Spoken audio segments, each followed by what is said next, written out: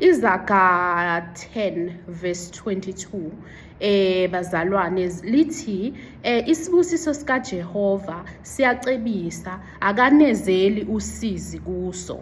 Lento lena siyabuka kulamalanga wonke umuntu ufuna ingcebo, wonke umuntu wenza konke okusemandleni akhe, abanye baze banikele ngisho nangamagugu abo, imphefumulo yabo ukuze bathole ingcebo.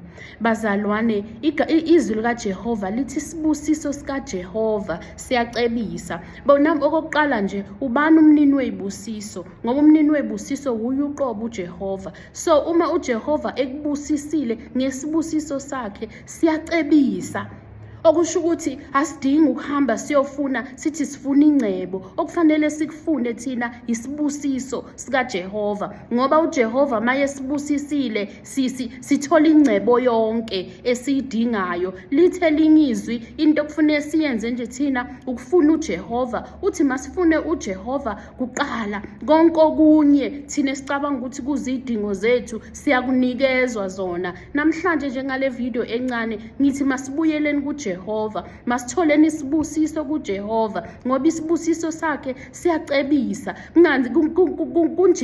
Kunganjengengcebo lena sihambe siyoyifuna, ngoba yona uzwa sekuthiwa kuney'nkinga ey'thile, fanele unikele ngezinto ey'thile ukuze uthole leyo ngcebo or usustain leyo ngcebo leyo. Izwi lanamhlanje lithi asifune uJehova, mase sifune uJehova samthola, isibusiso esivela kuye sanele, ngoba sona siyacebisa ngengcebo yonke esicabanga ukuthi siyayidinga. Amen.